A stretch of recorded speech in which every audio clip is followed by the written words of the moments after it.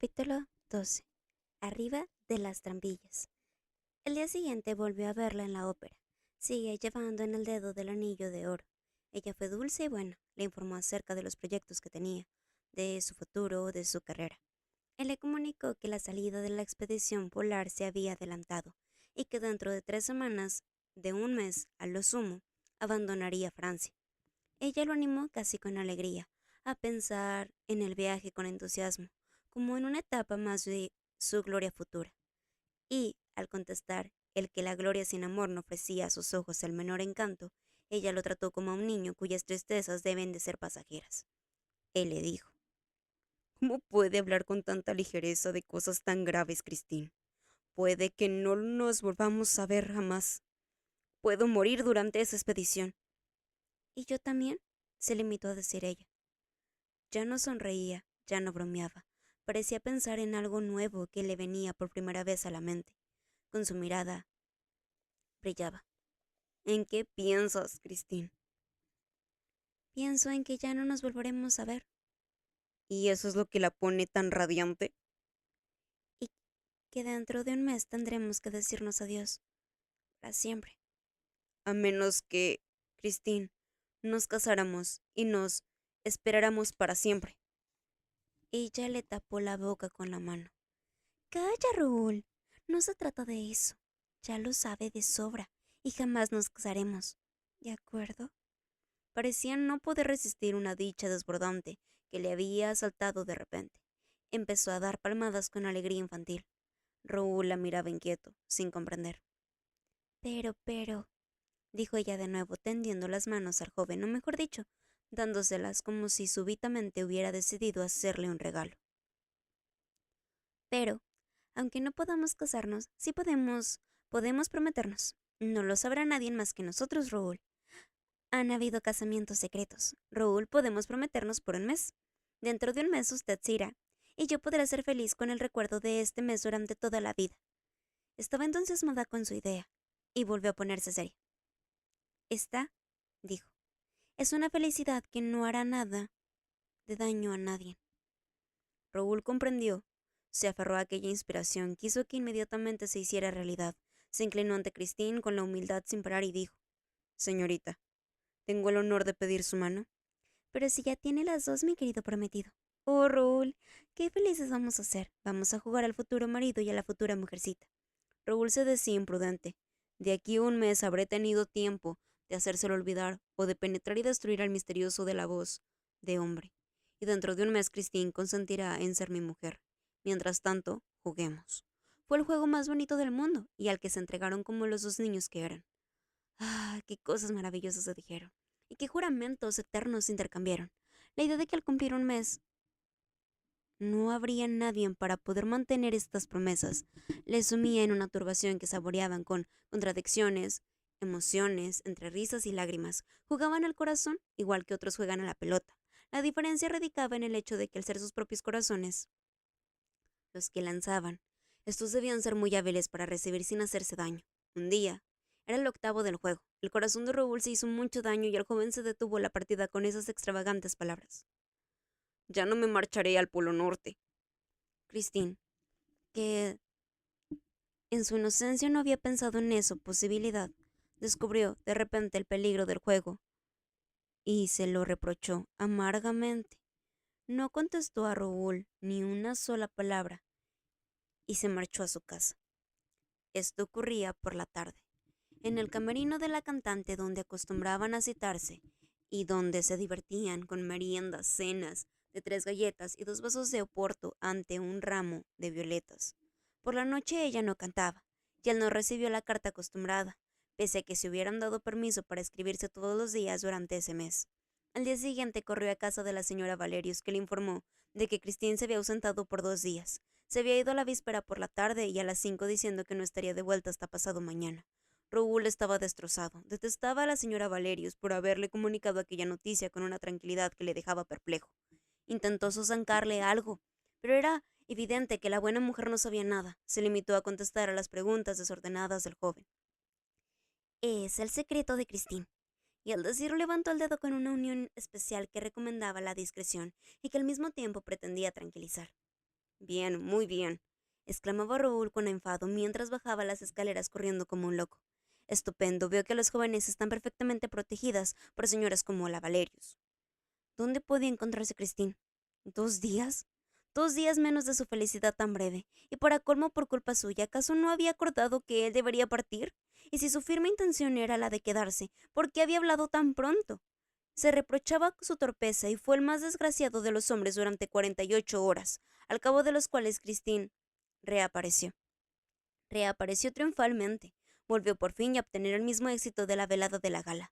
A partir de la aventura del gallo, Carlota no había podido salir a escena. El terror de un nuevo cuac la poseía y le quitaba todos sus recursos, y los lugares que habían sido testigos de su incomprensible derrota se le habían hecho odiosos. Encontró la manera de recomponer su contrato, se lo rogó a Dae que temporalmente ocupara el puesto vacante. Un verdadero delirio la acogió en la jaudía.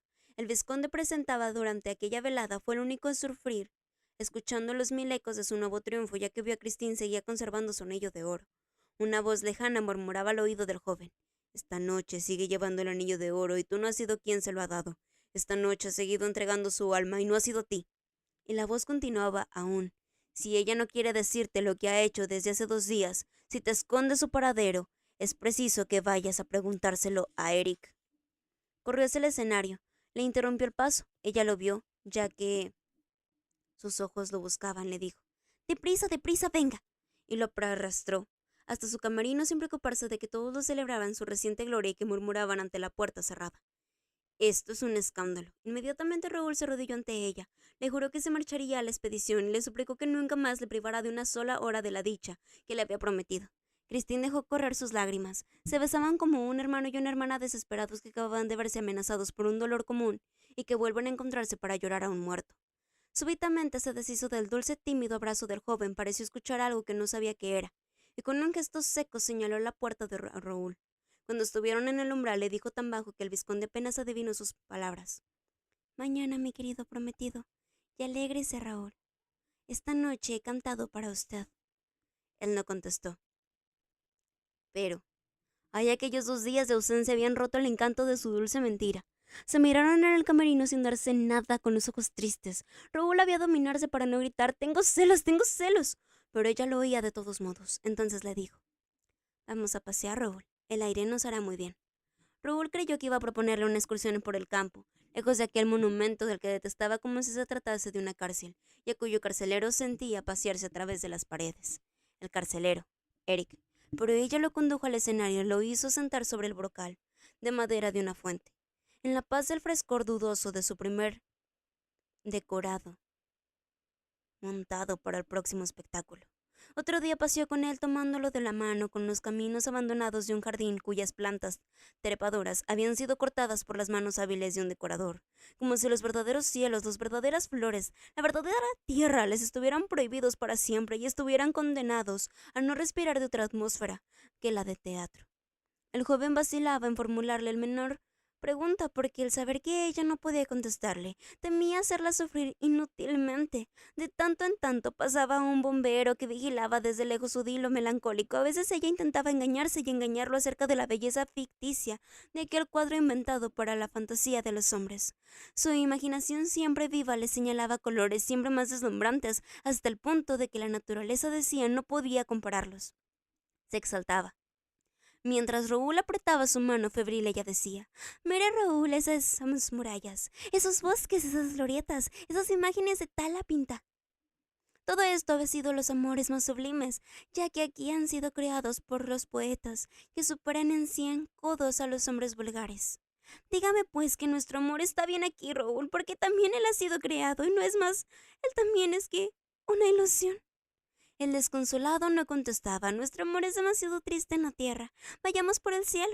Ya ve qué fácil es aquí». Y lo arrastraba más alto en aquellas nubes a través del magnífico decorado del taller. Y se divertía, dándole vértigo al correr. Delante suyo, sobre los frágiles puentes metálicos, entre los miles de cuerdas que se unían a las poleas, a los tornos de los cilindros en medio de una verdadera selva área de vergas y mástiles. Cuando él vacilaba, ella le decía con un mohín adorable, «¿Tú, un marino?».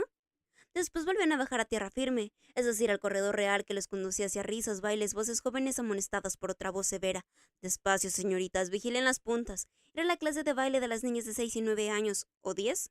Con su corsé escotado, el tutú ligero, los pantaloncitos blancos y las medias a color rosa trabajaban, aplicando a mente con todos sus piececillos doloridos por la esperanza de convertirse en alumnos de las cuadrillas corifeos meritorias, primeras bailarinas envueltas en relucientes diamantes, mientras Christine repartaba caramelos entre ellas. Otro día le había hecho entrar a la amplia sala de un palco, abarrotada de oropeles, despojos de caballeros, de lanzas de escudos y penachos, y pasaba revista a los fantasmas de los del consuelo. Les prometía que volvería a ver las tardes resplandecientes de la luz y de los desfiles con música ante las tribunas de los aclamarían.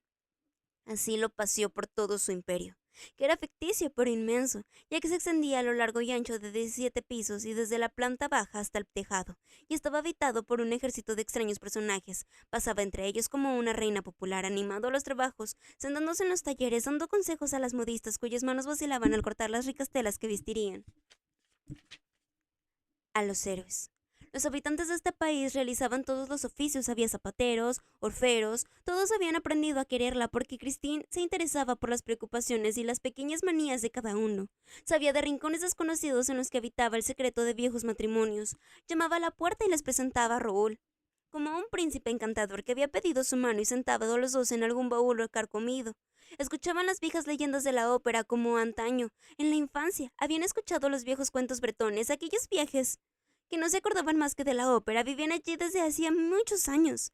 Las administraciones desaparecidas los habían olvidado, las revoluciones del palco las habían ignorado.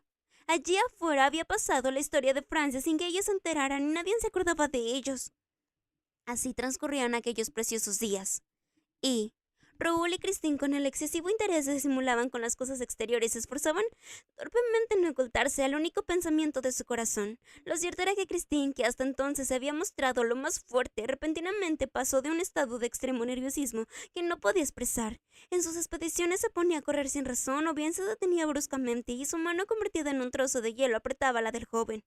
A veces sus ojos parecían perseguir sombras inimaginarias, gritaba por aquí y después por allí, y riendo con una risa temblorosa que terminaba en lágrimas. Entonces Raúl quería hablar y hacerle preguntas a pesar de sus promesas y sus pactos, pero antes de que pudiera formular una pregunta, ella contestaba fríamente: Nada, le aseguro que no me pasa nada.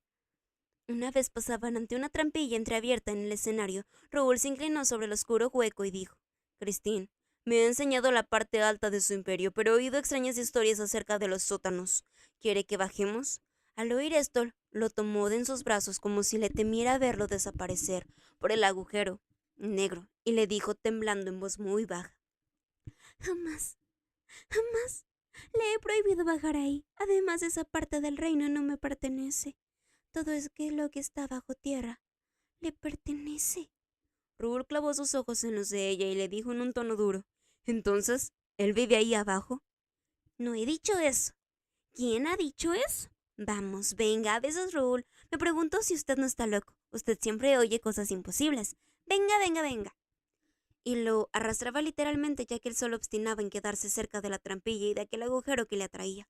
La trampilla se cerró de golpe tan de repente que ni siquiera vieron la mano que la movía, dejándolos allí, completamente aturdidos. Quizás era él quien estaba allí, terminó por decir Raúl. Ella se encogió de hombros, pero no pareció nada tranquila. No, no, no, no, no. Son los cerradores de trampillas. Algo tienen que hacer los cerradores de trampillas. Abren y cierran las trampillas sin razón alguna. Es como si los cerradores de las puertas de alguna manera tienen que pasar el tiempo. ¿Y si fuera él, Christine? Imposible. No. Él se ha encerrado para trabajar. Vaya. ¿Con que él trabaja? Sí. Él no puede abrir y cerrar las trampillas y trabajar al mismo tiempo. Podemos estar tranquilos. Al decir eso se estremeció. ¿En qué trabaja? En algo terrible. Por eso podemos estar tranquilos. Cuando él trabaja en lo suyo no ve nada, no come ni bebe ni respira durante días y noches. Es un muerto viviente. No tiene tiempo para entretenerse con las trampillas. Volvió a estremecerse y se inclinó hacia la trampilla. Raúl la jalaba hacia decir. Se cayó. Temía que si el sonido de su voz le hiciera reflexionar y detener el curso, tan frágil aún de sus confidencias. Ella no lo había soltado. Seguía encogida entre sus brazos y suspiró. Si fuera él. Tímidamente Raúl preguntó: ¿Le tiene miedo? Ella suspiró. No, claro que no. El joven adoptó involuntariamente una actitud de compasión. como se suele adoptar con un ser impresionable, que aún es presa de un sueño reciente. Parecía querer decir, no se preocupe, aquí estoy. Y su gesto fue casi sin querer amenazador. Entonces Christine lo miró con una extrañeza, como se mira un fenómeno de valor y virtud, y parecía valorar que su justa medida tanta audacia inútil. Abrazó al pobre Raúl como para recompensarlo, con un arrebato de ternura para mostrar su deseo de defenderla contra los peligros siempre posibles que encierran la vida. Raúl comprendió y se puso rojo de la vergüenza. Se sentía tan débil como ella. Temblando.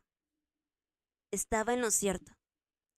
El día siguiente y los demás días fueron dedicados a recorrerlo todo, casi hasta los tejados, lo más lejos posible de las trampillas. La agitación de Christine no hacía más que aumentar conforme iban pasando las horas. Por fin una tarde llegó con mucho retraso. Con el rostro pálido y los ojos enrojecidos y desesperados, Raúl se decidió a recurrir a los grandes medios. Por ejemplo, le aseguró de buenas y primeras que solo partiría al Polo Norte si ella le revelaba el secreto de la voz del hombre. ¡Cache! ¡En nombre del cielo! ¡Cache! ¡Si él le oyese! ¡Pobre de usted, Raúl! Y los ojos perdidos de la joven miraban inquietantemente a su alrededor. Christine, yo le arrancaré de su poder, lo juro, ya no pensará jamás en él, es absolutamente necesario. ¿Cree que es posible? Ella se permitió esa duda que significaba para él un estímulo al tiempo, que lo arrastraba hasta el último piso del teatro, a lo más alto, allí donde se está lejos, muy lejos de las trampillas.